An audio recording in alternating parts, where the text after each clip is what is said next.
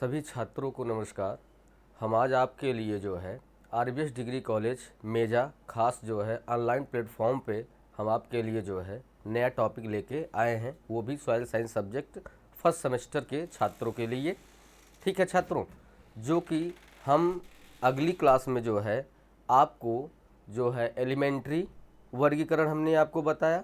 अब ये जो हम आपको बताने जा रहे हैं ये classification of soil in India में जो भी मिट्टियाँ आपकी पाई जाती हैं उसके विषय में हम आपको अध्ययन करवाएंगे। ठीक है छात्रों, आइए हम लोग स्क्रीन पे चलते हैं। जो इसमें टॉपिक दिया गया है, इस टॉपिक में classification of soil in India, Bharat में मिट्टी का वर्गीकरण। मतलब कहने का अर्थ ये है छात्रों जो है कि हमारे भारत में कितने प्रकार की मिट्टियाँ पाई जाती हैं जिसके द्वारा हम अपनी फसल को उस मिट्टी में उगा के जो उत्पादन करते हैं उसमें क्या क्या कैसे होता है, सारी चीज़ें हम आपको बताएंगे जो है। ठीक है छात्रों, जो कि इस प्रक्रिया में कई प्रकार की जो है चट्टानों से जो है मिट्टी के निर्माण और उसमें भौतिक, रासायनिक, जैविक जो भी क्रियाएं होती हैं जिसके द्वारा मिट्टी का निर्माण होता है वो हम इस वर्गीकरण में हम आपको अध्ययन करवाएंगे। ठीक है छात्रों, चलते हैं। मिट्टी के निर्माण में चट्टानों का योगदान निर्विवाद रूप से स्वीकृत है। जलवायु के तत्व, धरातली संरचना, जीव जंतु, वनस्पतियों और मानव क्रियाओं की भी मिट्टी के निर्माण में महत्वपूर्ण भूमिका निभाती है।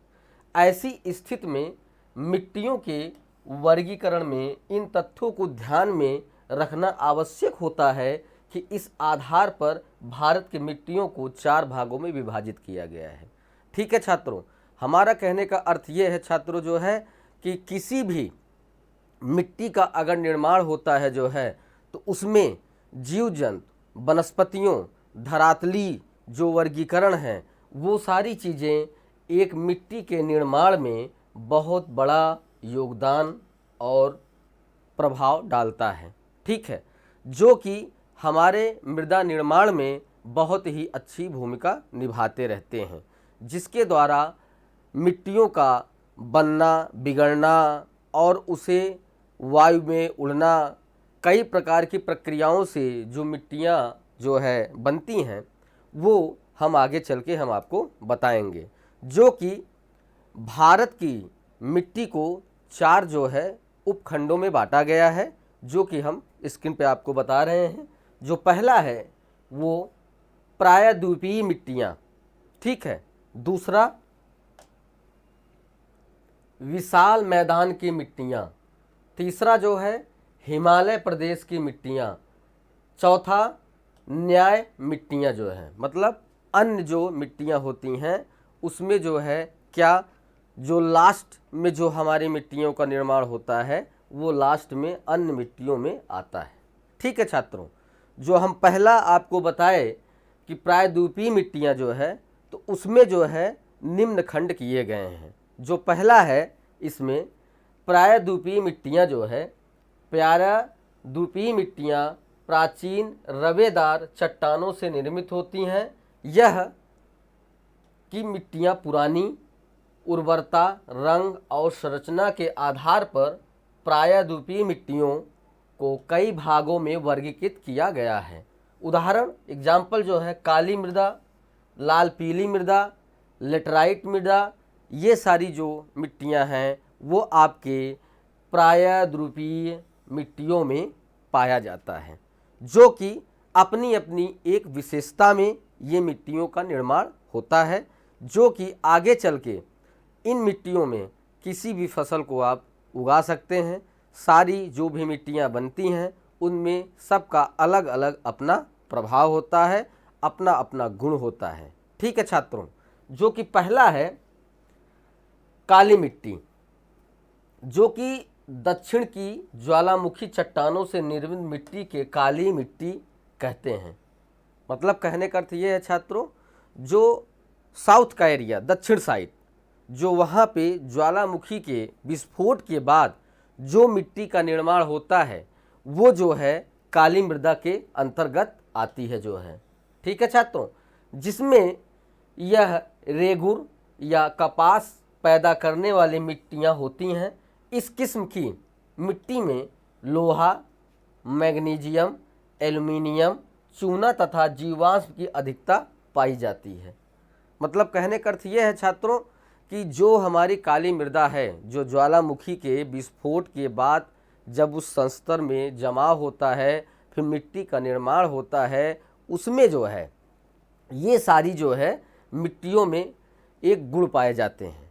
जैसा कि इसमें जो है ज़्यादातर जीवाश्म पदार्थ की मात्रा पाई जाती है, उसके बाद इसमें लोहा भी ज़्यादा पाया जाता है, मैग्नीशियम भी पाया जाता है, एल्युमिनियम भी पाया जाता है। ठीक है, जो कि इस मृदा की एक गुणवत्ता को दर्शाता है। ठीक है, आगे चलते हैं।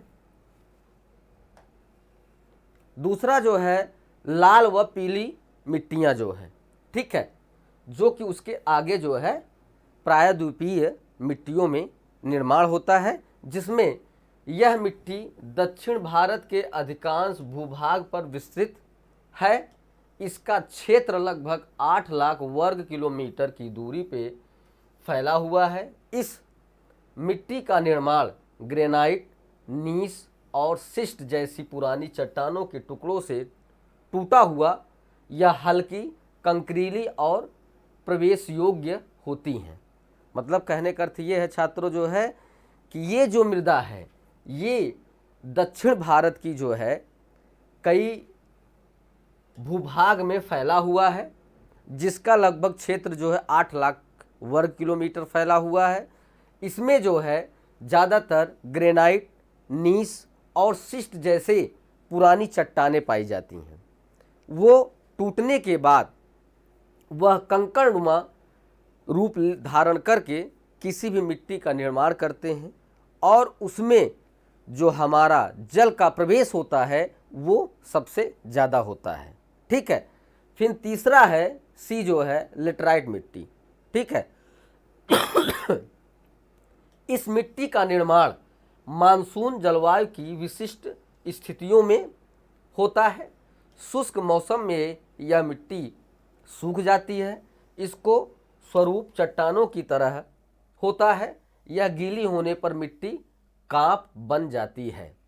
मतलब कहने का अर्थ ये है छात्रों जो है कि लेटराइट मृदा का जब निर्माण होता है तो उस निर्माण की प्रक्रिया में सबसे ज़्यादा जो है मानसून जलवायु का बहुत बड़ा प्रभाव पड़ता है। मतलब कहने का अर्थ ये है छात्रों जो है जहाँ पे नमी की मात्रा सबसे ज़्यादा पाई जाती है जिस मृदा में, वहाँ पे लेटराइट मृदा का निर्माण होता है, जिसे हम काप भी कहते हैं। ठीक है, एक अमूमन अगर देखा जाए तो जहाँ पे दलदली क्षेत्र पाया जाता है वहाँ पे आपको लेटराइट मृदा ज़रूर मिलेगी जो है, क्योंकि वो ऐसी मृदा होती है कि उसमें जो है कांप मतलब गीले जैसा स्वरूप बना रहता है जो है। ठीक है, आगे जो है इसमें विशाल मैदान की मिट्टियाँ, जो दूसरी हमारी हेडिंग थी जो है वो विशाल मैदान की मिट्टियाँ। ठीक है, इस मिट्टी में भारत के विशाल क्षेत्र में नदियों की घाटियों में मैदानों का निर्माण हुआ है। नदियों द्वारा अपने मार्ग परिवर्तन करके अलग अलग मैदान का निर्माण किया है। ठीक है, नदियों द्वारा बाढ़ में लाई गई कांप के इन क्षेत्रों में बिछाने से जलोढ़ मिट्टी का विशाल क्षेत्र निर्मित हुआ है। मतलब कहने का अर्थ ये है छात्रों कि अगर विशाल मैदान की अगर निर्माण हुआ है तो वो उसमें चट्टानों की बहुत बड़ी भूमिका होती है, क्योंकि वो चट्टान जब किसी क्या कहते हैं क्लाइमेट से टकराता है तो वहाँ पे जो उसके रवे हैं वो टूट के वो नीचे आते हैं। नीचे आने के बाद वो अपने नदियों के द्वारा अपना मार्ग परिवर्तन करके जो है वहाँ पे अपना एक अस्तित्व छोड़कर जो है बाढ़ के नदियों के किनारों पे ये इकट्ठा हो जाते हैं। फिर उसके बाद जो है ये एक परत, मतलब कहने का अर्थ ये है कि जब वहाँ से पानी का दबाव कम होता है, जब वो जब ढीलता है तो वो आके जो है नीचे एक बिछावन के तरीके एक कांप बनाता है, मतलब गीला कांप जो है। फिर वो गीला काप धीरे धीरे जब ड्राई या शुष्क हो जाता है तो उस मिट्टी को जो है जलोढ़ मृदा बोली जाती है, जो कि हमारी भारत में जो भी मृदाएं पाई जाती हैं उसमें ये मृदा जो है सबसे पोषक तत्व युक्त और बहुत ही शक्तिशाली मृदा मानी जाती है। ठीक है, आगे चलते हैं। जलोढ़ मिट्टी, ठीक है, इस प्रकार मिट्टी के स्थानांतरित होती हैं और यह सर्वाधिक विस्तृत क्षेत्र वाली मृदाएं होती हैं। जलोढ़ मिट्टी अपनी ऊपरी परत को हमेशा परिवर्तित करती रहती हैं। यह जलोढ़ दो प्रकार का होता है। पहला खादर, जो खादर है वो मिट्टी के हल्के रंग की होती है, इसमें बालू की मात्रा अधिक होती है। दूसरा जो है बागर, बागर मिट्टी की गहरे रंग की होती है और इसमें कंकड़ की मात्रा सबसे ज़्यादा होता है। मतलब कहने का अर्थ ये है छात्रों जो है कि जो हमारे नदियों या पहाड़ों से जो पानी जो है रिसाव करके वो नदियों में मिलता है, वो नदियों से जो पानी बनता है वो जो है जब कहीं किनारों पे या कहीं उस सरफेस पे जब जाके संतृप्त होता है, संतृप्त हो के जो है अलग अलग मिट्टियों का रूप अपना प्रदान करते हैं। और ये मिट्टियाँ हमेशा अपना ऊपरी परत जो है वो परिवर्तित करते रहते हैं जो है, क्योंकि ये कई जगह से होके मैदानी क्षेत्रों से या कंकरीली पथरीली क्षेत्रों से होके ये पानी जाके इकट्ठा होता है। ठीक है, इसमें जो है ज़्यादातर जो है मिट्टियाँ जो है परत के रूप में जमी रहती हैं और सारे जो ऊपर की जो सारी परतें हैं वो अपना परिवर्तन करती रहती हैं। ठीक है, फिर इसमें तीसरा है हिमालय पर्वत की मिट्टियाँ। जो हमारे छात्रों तीसरी हेडिंग है जो है वो हिमालय पर्वत की मिट्टियाँ, मतलब हिमालय में हिमालय के पहाड़ों से जो मिट्टियाँ निर्मित होती हैं उन्हें हम क्या कहेंगे वो हम आपको बताने चल रहे हैं। इस पर्वतीय क्षेत्र में विभिन्न प्रकार की मिट्टियाँ पाई जाती हैं तथा हिमालय पर्वत की मिट्टियों का निर्माण अभी पूर्ण रूप से निर्मित नहीं हो पाता है। यह मिट्टी बाल्यावस्था में होती है और पतली, दलदली तथा छिद्रयुक्त होती है। इसकी गहराई नदियों की घाटियों और पहाड़ी ढालों पर अधिक होता है। मतलब कहने का अर्थ ये है छात्रों जो है कि हिमालय की जो मिट्टियां हैं वो जो है ज़्यादातर आपके जो है ये पर्वतीय क्षेत्रों से होके बाहर आती हैं। वो जाके जो है अपना जो सरफेस को जो है संतृप्त करती हैं या वहाँ पे जो है अपना सरफेस बनाती हैं, प्रोफाइल बनाती हैं। वहाँ पे जो है हमेशा उनको अनकम्प्लीट मतलब अविकसित जो है परतें होती हैं। वो आगे चल के बाल्य अवस्था में रहती हैं, फिर वो पतली, दलदली, कंकरीली और छिद्रयुक्त गहराई वाली नदियों की घाटियों और पहाड़ी के ढालों पर अधिक ये बिछे रहते हैं। वहाँ पे ये चीज़ों का निर्माण किया जाता है जिसमें मिट्टियाँ जो है उपजाऊ तो रहती हैं मगर उसमें कंकड़ और रवेदारों की मात्रा ज़्यादा पाई जाती है। ठीक है छात्रों, आगे चलते हैं। उसी में जो है सब डिवीज़न हिमालय की जो मिट्टियाँ बनती हैं उसमें सब डिवीज़न बनाया गया है। जो पहला हमारा है आग्नेय मिट्टी। आग्नेय मिट्टी का निर्माण हिमालय में पाई जाने वाली ग्रेनाइट और डियोराइट नामक आग्नेय चट्टानों द्वारा होता है। इन मिट्टियों में नमी बनाए रखने के लिए बहुत शक्ति मौजूद रहती है। इन पर खेती करना सरल होता है। मतलब कहने का अर्थ ये है छात्रों कि आग्नेय मृदा जो है वो ज़्यादातर हिमालय की जो पहाड़ियों पर जो उसमें एक प्रक्रिया या रासायनिक प्रक्रिया हुई हो या भौतिक प्रक्रिया हुई हो या जैविक प्रक्रिया हुई हो, वहाँ से जो ग्रेनाइट और डोलोनाइट नामक जैसे आग्नेय चट्टानों का निर्माण जो होता है उसमें नमी धारण की क्षमता सबसे ज़्यादा होती है और उसमें आप फसल बहुत अच्छे तरीके से ले सकते हैं, बड़े सुगमता से आप ले सकते हैं। ठीक है, दूसरा जो है चूना व डोलोमाइट निर्मित मिट्टी। ठीक है, ये जो है हिमालय के कई भागों में चूना, डोलोमाइट चट्टानें पाई जाती हैं। इन चट्टानों के निकटवर्ती भागों में चूना युक्त मिट्टी का निर्माण हुआ है। वर्षा होने पर चूने का अधिकांश भाग इन मिट्टी में बहकर निकल जाता है। थोड़ा बहुत अंशधारी या अंश धरती पर यह रह जाता है। इस प्रकार की भूमि अनुपजाऊ व बिगड़ी बन जाती हैं। इस मिट्टी में चीड़ और साल आदि के वृक्ष उगाते हैं।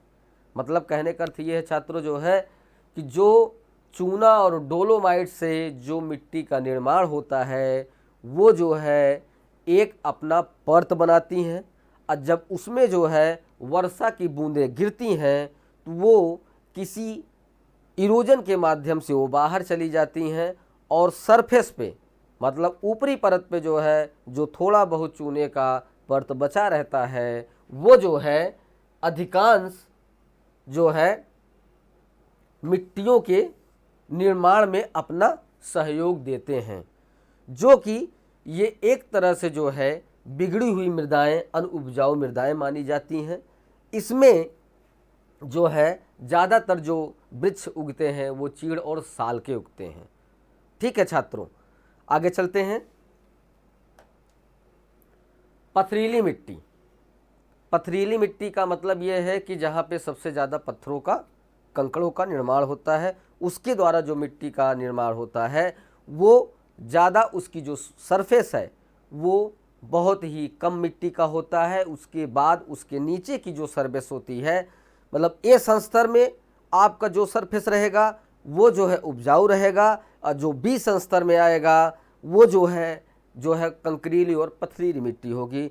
उसमें आप किसी भी फसल को अच्छे तरीके से आप उगा नहीं सकते हैं।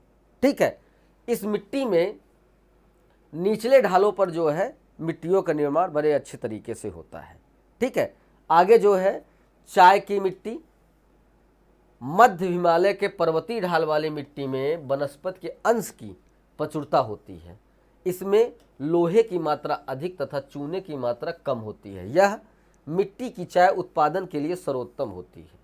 मतलब कहने का अर्थ ये है मित्रों कि जहाँ पे चाय के बागान मतलब जो चाय के पौधे लगे रहते हैं उससे जो क्या कहते हैं मिट्टी का निर्माण होता है वहाँ पे वनस्पतियों का जो है अंश प्रचुरता से पाया जाता है।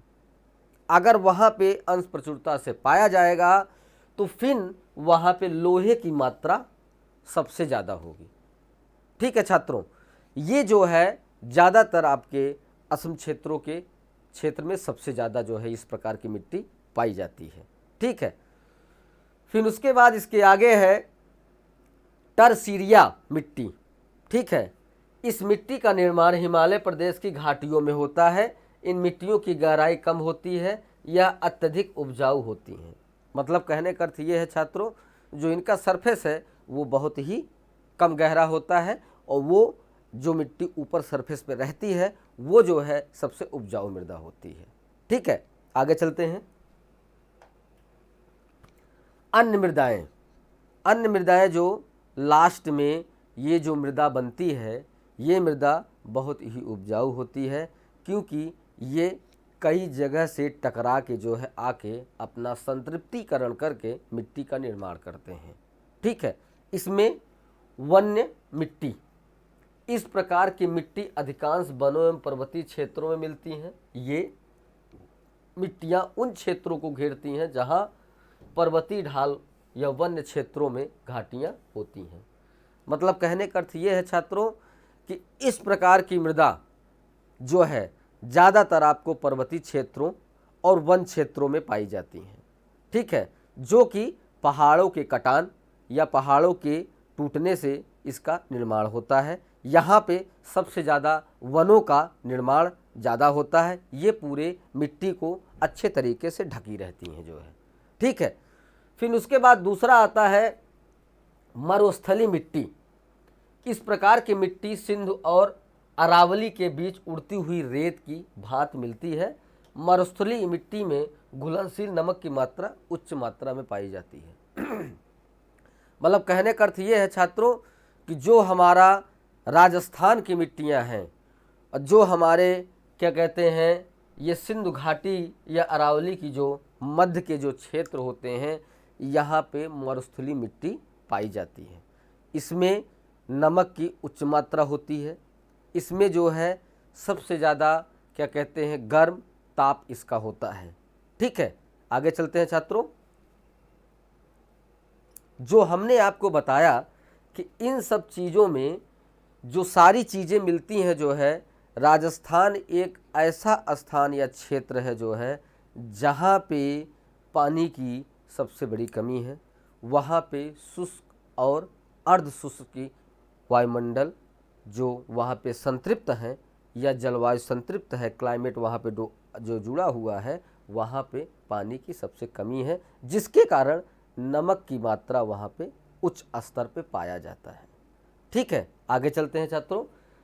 लवणी एवं क्षारीय मिट्टी, ये मिट्टियाँ असर और कल्लर के रूप में पाई जाने वाली होती हैं। ये प्रमुख मिट्टी समूह हैं। इस मिट्टी में या मृदा में लवणीय मृदा का निर्माण क्लोराइड मिश्रित होता है। मतलब कहने का अर्थ ये है छात्रों, जो हमारे भारत में इस प्रकार की जो मृदा पाई जाती है, इस मृदा में सबसे ज़्यादा क्लोराइड का मात्रा सबसे ज़्यादा पाया जाता है, जो कि उसमें क्या कहते हैं, किसी भी फसल को लेने में बहुत कठिनाई होती है। वो क्योंकि उसमें जल धारण की क्षमता कम होती है, वाष्पोकरण की प्रक्रिया सबसे ज़्यादा होती है। ठीक है छात्रों, आगे दलदली मिट्टियाँ, ये मिट्टियाँ अधिक दिनों तक पानी जमा रहने और वनस्पतियों के सड़ने के बाद जो मृदा का निर्माण होता है उसे दलदली मिट्टी कहते हैं। मतलब कहने का अर्थ ये है छात्रों, कभी कभार आप लोगों ने देखा होगा जो है कि जहाँ पे पानी की मात्रा सबसे ज़्यादा होती है, वहाँ पे जो वनस्पतियाँ होती हैं वो सड़ के जो है दलदली क्षेत्र अपना बना लेती हैं, जो है उसे हम दलदली मिट्टी कहते हैं। ठीक है छात्रों, यहाँ ये टॉपिक आपका समाप्त होता है। अगली नए टॉपिक के साथ हम अगले क्लास में हम आपके लिए लेके आएंगे। ठीक है छात्रों, सभी छात्रों को नमस्कार।